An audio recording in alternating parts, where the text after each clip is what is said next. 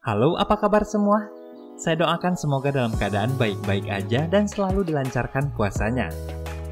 Kali ini film yang saya ceritakan bukanlah sebuah film yang diangkat dari kisah nyata, melainkan sebuah film beneran. Loh, bedanya apa? Kan sama-sama film. Ya beda dong, kalau film kisah nyata adalah sebuah film yang ceritanya diadaptasi dari sebuah kejadian yang benar-benar pernah terjadi. Seperti film yang beberapa hari lalu saya review. Buat yang belum nonton silahkan klik link filmnya yang ada di atas. Dijamin bikin mewek dan menginspirasi sekali.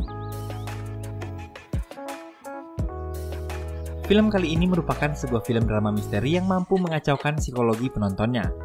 Berkisah tentang seorang gadis remaja yang sedang menikmati masa mudanya dengan bebas bernama Margot. Hingga pada suatu ketika dia menghilang. Membuat orang-orang di rumahnya panik tak terkecuali ayahnya David. Kemudian sang ayah pun melaporkan kejadian tersebut pada pihak kepolisian. Dibantu seorang detektif bernama Rosemary, hingga setelah 37 jam Margot belum juga ditemukan. Kemudian sang ayah mencari petunjuk keberadaan putrinya tersebut melalui jejak digital yang ada di laptop putrinya. Apakah sang ayah berhasil menemukan keberadaan putrinya? Dan siapakah yang telah menculik putrinya? Baiklah, tanpa menunggu lagi yuk langsung aja kita ke ceritanya.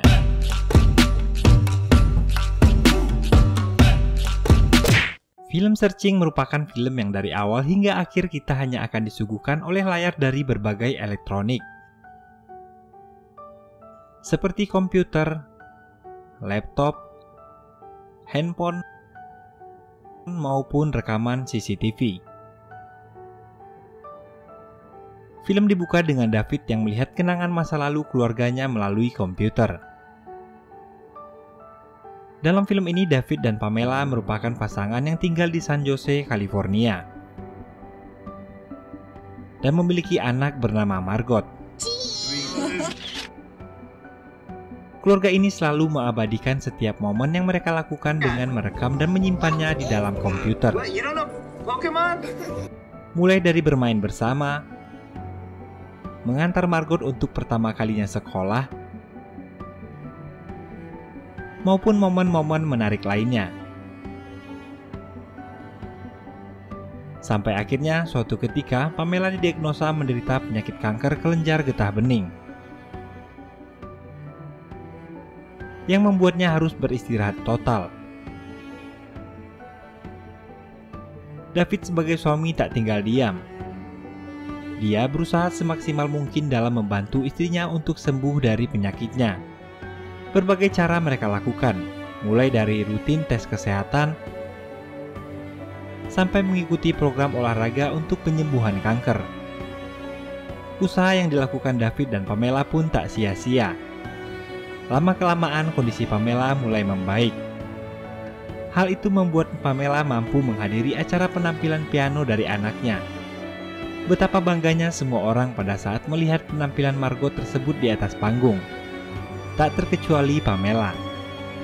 Kegembiraan yang dirasakan Pamela tak berlangsung lama, dikarenakan penyakitnya kembali kambuh yang harus membuatnya dilarikan ke rumah sakit.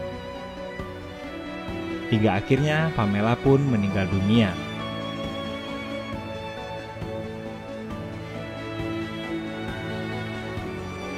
Beberapa tahun berlalu, kini Margot telah beranjak dewasa. Suatu pagi David mencoba menghubungi putrinya yang sedang mengerjakan tugas di rumah temannya melalui video call. Margot menerima panggilan tersebut.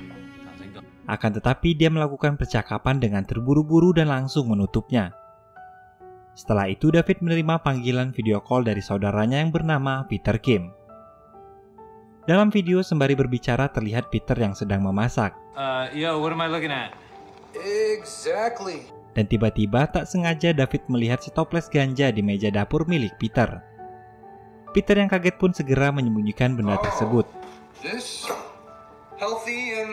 Kemudian Peter menanyakan bagaimana hubungan David dan putrinya. Lalu Peter menyarankan agar David lebih sering berkomunikasi secara langsung dengan anaknya tersebut. Akan tetapi David menyela dan mengatakan bahwa hubungan mereka baik-baik saja. Meskipun mereka lebih sering berkomunikasi melalui video call. Malam pun tiba, saat David sedang tertidur teleponnya berdering. Di situ terlihat Margot mencoba berusaha menghubungi David berkali-kali. Tetapi David yang telah tertidur tak menyadari panggilan tersebut. Pagi harinya, David menyadari bahwa tadi malam anaknya Margot berusaha menghubunginya. Dengan cepat, David menghubungi kembali Margot, akan tetapi tak ada jawaban. Hingga sore hari, David belum juga mendapatkan kabar dari Margot. Hal ini sempat membuat David tak konsentrasi dalam bekerja. David yang mulai khawatir kembali menelpon Margot, tetapi hasilnya sama saja, tak ada jawaban. David mencoba berpikir positif dan mengingat-ingat kegiatan yang harus dilakukan Margot hari ini, lalu menyadari bahwa hari ini adalah waktunya Margot untuk les piano. Kemudian David menelpon guru les Margot.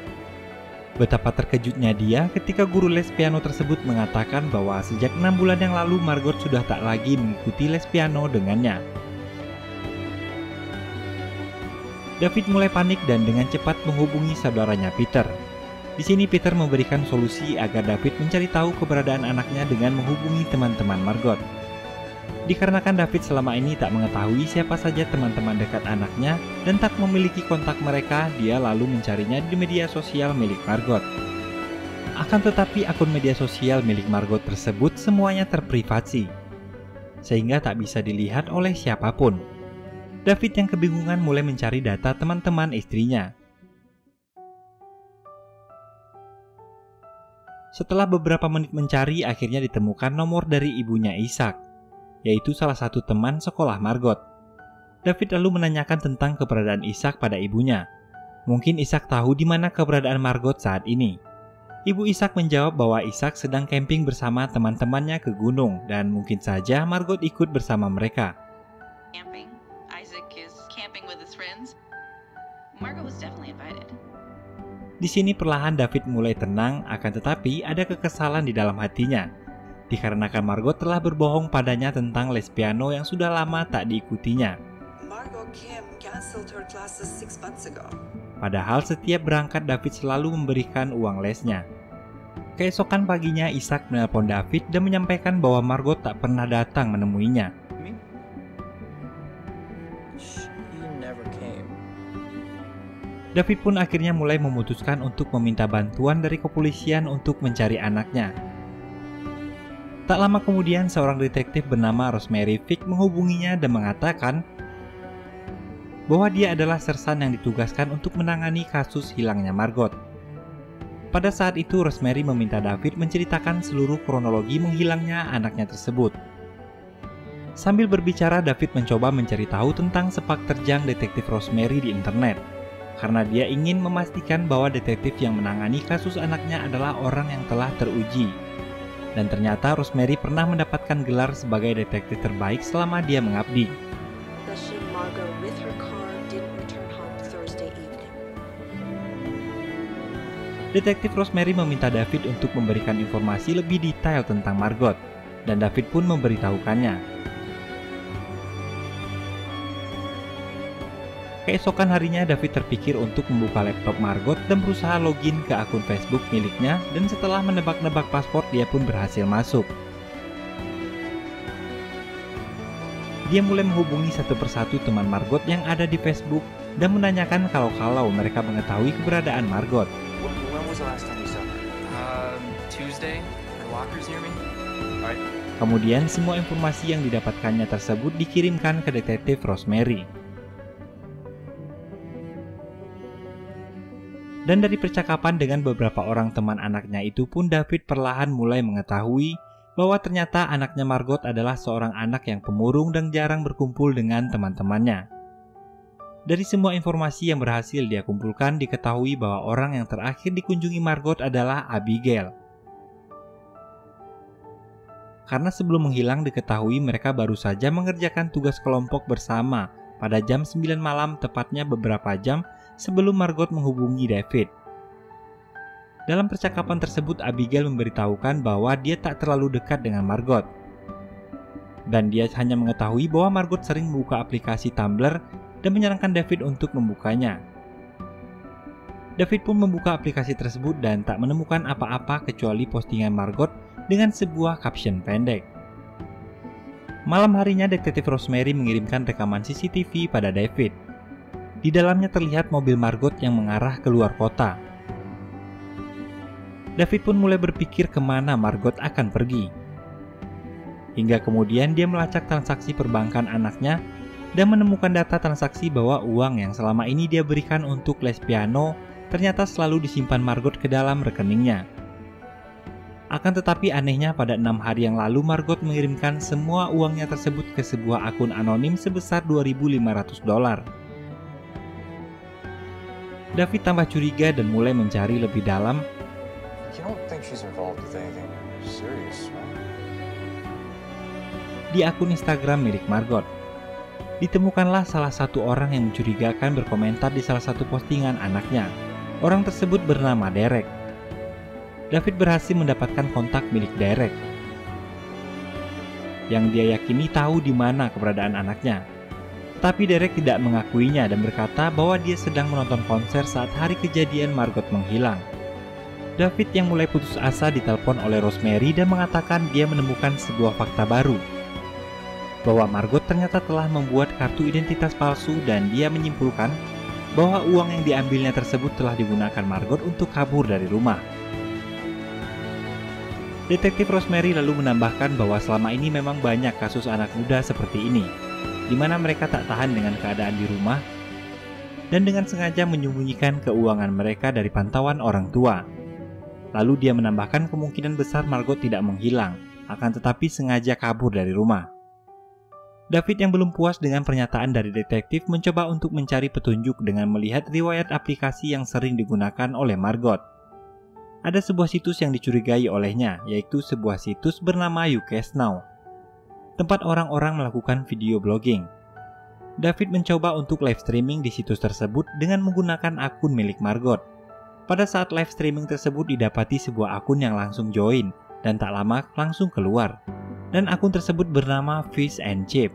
David pun mulai mencurigai dan menelusuri setiap video yang diposting oleh Margot dalam aplikasi tersebut, yang ternyata semua sebagian besarnya adalah video tentang kesedihannya. Dan dari keseluruhan video itu hampir semua videonya selalu dilihat oleh akun Fish and Chip, yang mana saat ditelusuri pemilik akun ini bernama Hannah yang berumur 20 tahun dan bekerja sebagai seorang waitress. Lalu bukti yang didapatkan David tersebut dia berikan pada detektif Rosemary. Keesokan harinya Rosemary mengatakan bahwa dia telah menemui si pemilik akun dan setelah dikonfirmasi, diyakini bahwa saat Margot menghilang si pemilik akun tersebut sedang bekerja. Kemudian David pun mulai bercerita bahwa selama ini dia tak terlalu mengetahui teman-teman anaknya dan dia menyesali hal tersebut.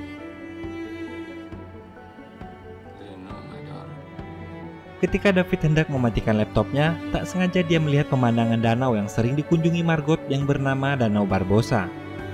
Lalu David melanjutkan penelusuran mencari tahu keberadaan danau itu, dan mendapatkan kecocokan dengan rekaman CCTV yang pernah dikirimkan oleh detektif Rosemary sebelumnya.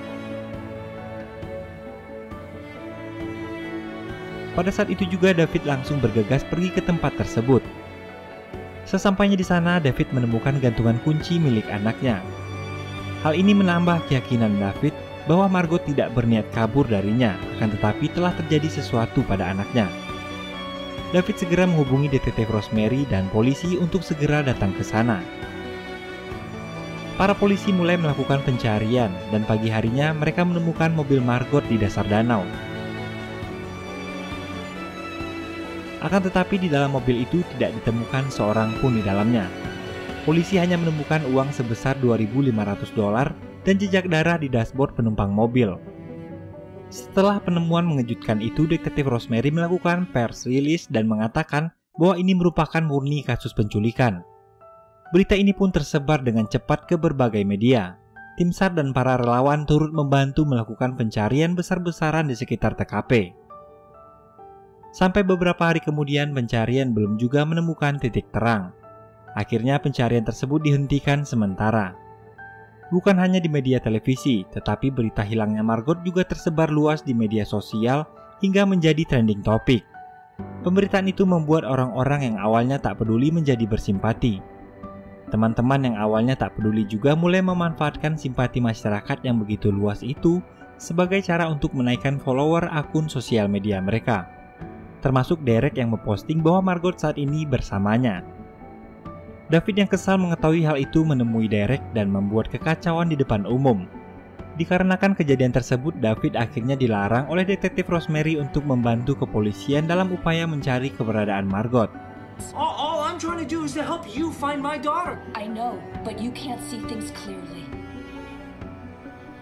From now on, you just tell me what you need. We need nothing from you. Akhirnya David pun melakukan pencariannya sendiri. Dimulai dengan melihat foto-foto bukti. Di salah satu foto, David menemukan foto jaket yang tak asing baginya. Ternyata jaket tersebut sama dengan jaket yang dipakai oleh saudaranya, Peter. David mencari bukti lebih dalam lagi dan menemukan percakapan antara Peter dan Margot di akun sosial mereka.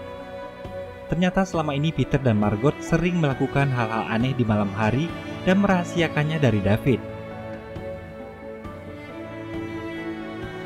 Dengan penasaran, David pergi ke rumah Peter dan memasak beberapa kamera tanpa sepengetahuannya untuk mencari barang bukti dan memperhatikan gerak-gerik saudaranya itu. Tak bisa menahan emosi, David langsung menyerang Peter atas apa yang telah dia lakukan terhadap putrinya. Setelah emosi David mulai mereda dan memberikan waktu pada Peter untuk memberikan penjelasan, ternyata tak seperti yang David duga.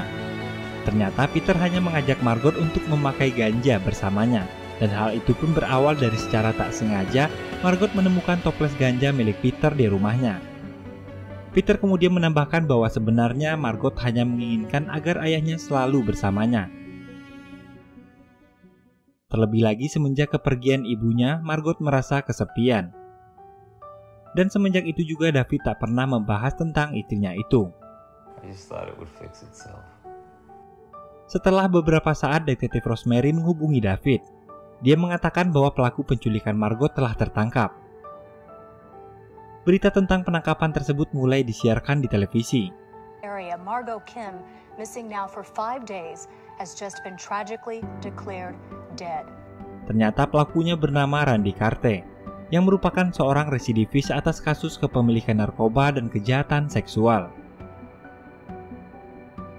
Pelakunya pun membuat sebuah video pengakuan yang disiarkan secara luas melalui internet.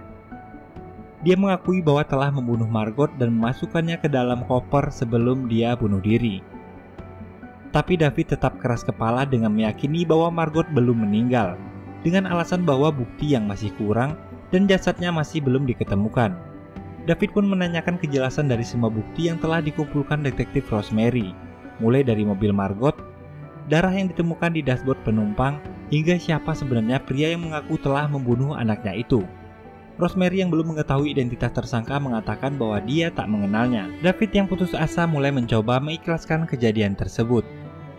David pun mulai memilih situs Memorial One sebagai situs yang mengurusi pemakaman anaknya.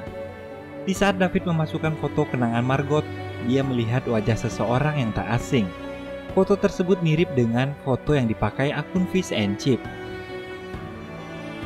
yang bernama Hannah di situs Tumblr sebelumnya. David pun mencari tahu siapa sebenarnya Hannah, dan didapatkan ternyata bahwa Hannah adalah seorang model yang fotonya banyak dipakai oleh publik. Seketika semua yang dikatakan oleh detektif Rosemary terbantahkan. David yang menyadari bahwa Rosemary telah salah mengidentifikasi pelaku langsung menelponnya beberapa kali. Akan tetapi HP-nya tak aktif. This is David Kim. Something doesn't add up. Call me back as soon as you get this, okay? David pun mencoba menghubungi kantor kepolisian pusat agar dapat tersambung dengan Rosemary. Dan dari percakapan dengan salah seorang staf tanpa diduga diketahui sebuah fakta baru, bahwa sedari awal detektif Rosemary mengajukan dirinya untuk menangani kasus Margot, bukan diperintahkan oleh atasannya. No, I was led to believe that she was assigned to the case, right? She was assigned. No, she definitely volunteered. Di sini perlahan David mulai mencurigai detektif Rosemary dan mencoba untuk menyelidikinya. Akhirnya didapatkan sebuah foto yang dimana dalam foto tersebut detektif Rosemary sedang bersama dengan Randy yang merupakan pelaku pembunuhan Margot dan beberapa narapidana yang menjadi relawan. Percaya akan bukti tersebut, David lalu melaporkan semuanya kepada serif kepolisian. David pun langsung pergi ke tempat situs pemakaman Margot yang dimana detektif Rosemary berada di sana, dikarenakan acara tersebut disiarkan secara langsung. Akhirnya David dan beberapa polisi berhasil menangkap detektif Rosemary di sana.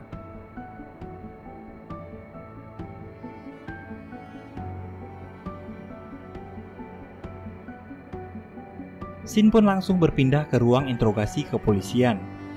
Di sana terdapat detektif Rosemary yang sudah memakai baju tahanan dan sedang ditanyai oleh seorang polisi.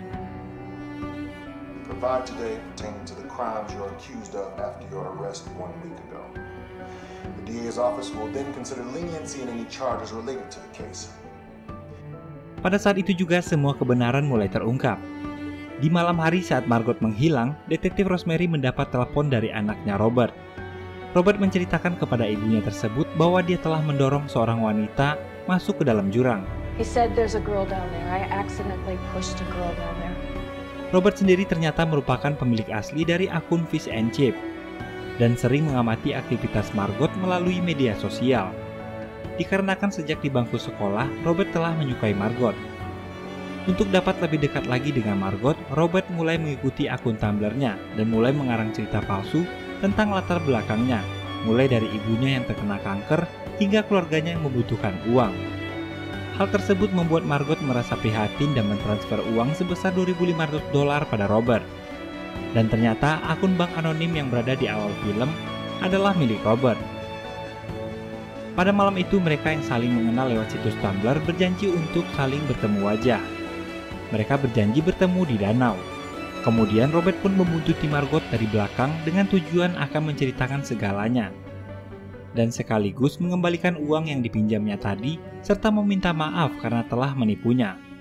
Robert langsung memasuki mobil Margot tanpa permisi, menyebabkan Margot kaget dan secara mendadak menyerang Robert, karena dia berpikir Robert adalah seorang penjahat yang akan mencelakakannya. Margot lari dan mencoba menelpon ayahnya berkali-kali. Disitulah Margot jatuh ke jurang dikarenakan Robert secara tak sengaja mendorongnya. Pushed back. And she fell. Robert yang panik akan hal tersebut menelpon dan memberitahu kejadian tersebut pada ibunya. Demi melindungi putranya, detektif Rosemary mulai membuat rencana yang mana dibuat seakan-akan Margot ini kabur dan menyuruh Randy Carte, seorang mantan residivis yang pernah dia bantu, untuk membuat pengakuan bahwa telah membunuh Margot, dan setelah itu dia juga membunuh Randy Carte untuk menutupi semua kebenaran. Akhirnya Robert pun ditangkap oleh pihak kepolisian. Tanpa melihat jasad Margot, detektif Rosemary memperkirakan bahwa saat ini Margot telah meninggal. Terjatuh dari ketinggian yang seperti itu ditambah setelah 5 hari tanpa persediaan air, dia tak akan mampu bertahan. Akan tetapi David berfirasat bahwa Margot masih hidup. David mengatakan bahwa Margot hanya perlu bertahan 2 hari tanpa air, karena hari ketiga hujan turun sangat deras di daerah itu. Dan ternyata benar, dalam proses pencarian tersebut mereka mendapatkan Margot masih hidup dan selamat.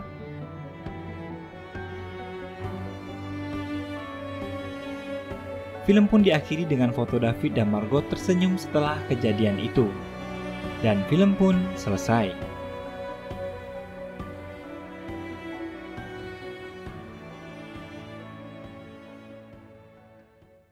Film yang dikemas secara unik ini mengajarkan kita betapa pentingnya mengenal pribadi seorang anak sejak dini.